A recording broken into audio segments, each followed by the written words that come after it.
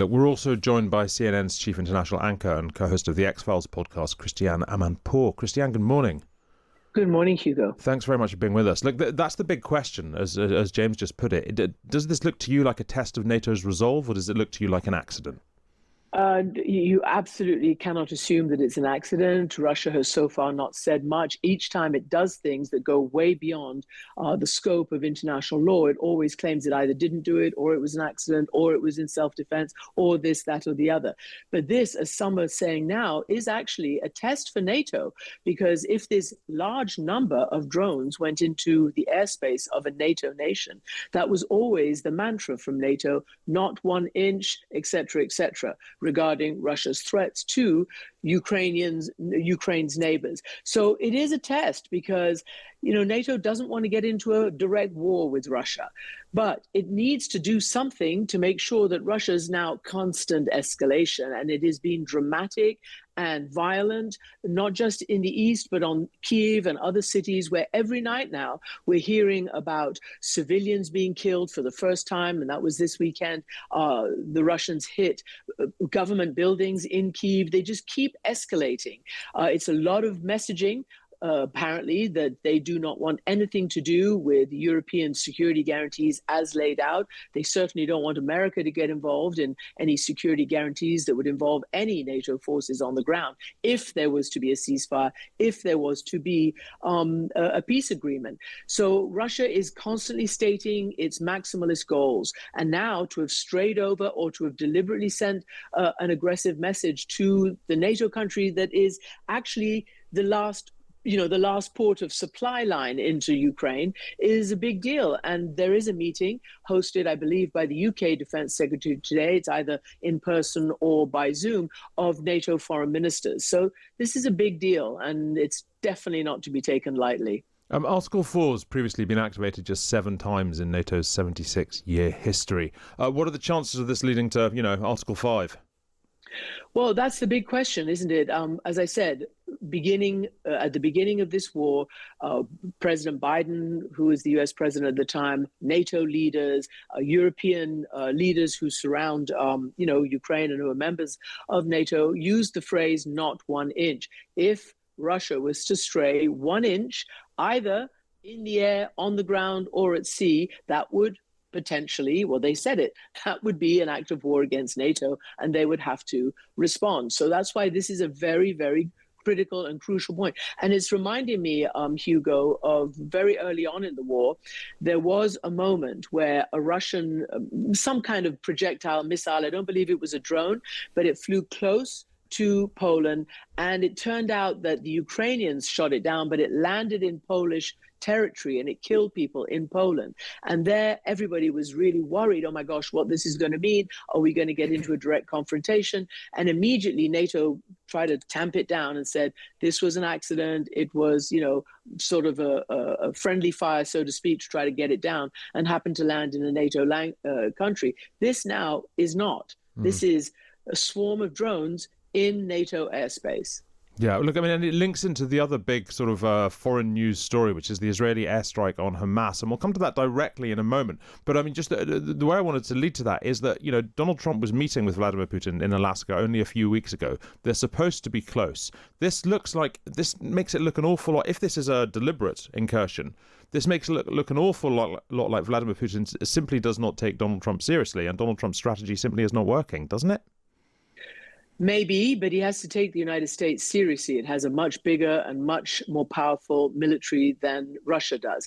But I think, importantly, it also follows a very important message that Russia, China, North Korea, Iran, India to an extent, sent to Donald Trump with their meeting in Beijing a week ago. If you remember, Beijing was huge military parade to commemorate the end of the 80th anniversary of the end of the war in the Pacific.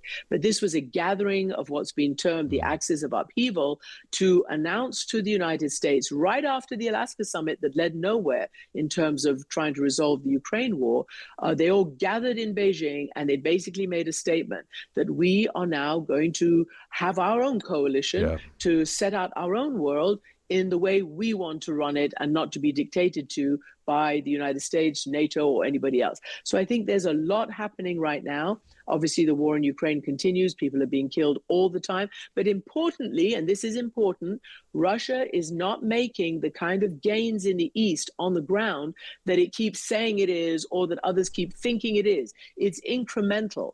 So it's trying to pressure some kind of capitulation or whatever it might be, because this is going to take a huge long time if Russia thinks that it can win on the ground, even to capture the East. Let's turn to that other strike, the Israeli airstrike on Hamas in Qatar. Here's President Trump reacting to the news of that strike in Doha. I'm not thrilled about the whole situation. It's not a good situation. But I will say this: we want the hostages back, but we are not thrilled about the way that went down today. I'm never surprised by anything, especially when it comes to the Middle East. Christiane, not thrilled. It's not exactly a huge condemnation of an attack on Qatar, which is, of course, a key ally home to a vital US base. What's your reading of what's really going on here?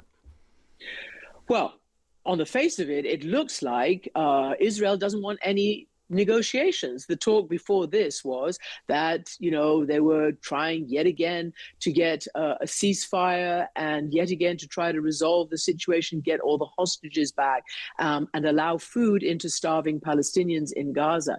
Each time the idea of a ceasefire comes up, there is something, usually by Israel, that swerves it off course. So that's one thing. The other thing, though, is important, is that Israel clearly, by its actions, believed that it can bomb its way into something. I don't know what that something is, because it's not peace, and I don't know whether it's security, but warnings and keeping all those countries around it on tenterhooks. It's not working, and it's going to be incredibly difficult for Israel to actually get its hostages back alive. You've already seen reaction from the hostage families, from inside Israel, from the Israeli opposition, who some have said, Netanyahu is signing the death warrant of all those Israeli hostages still there. But here's the big point, too. Qatar is an ally. It is a de facto and tacit ally in this regard of Israel's, not only the United States, but with US and Israeli compliance. That is where the negotiations have always gone on. Qatar plays a mediating role. For better or for worse, you can debate that, but it plays a mediating role that's accepted by the United States and by Israel in this case. And remember, in Afghanistan, when they were negotiating with the Taliban, I'm talking about the US, they did it in Qatar. So this is a long-held thing.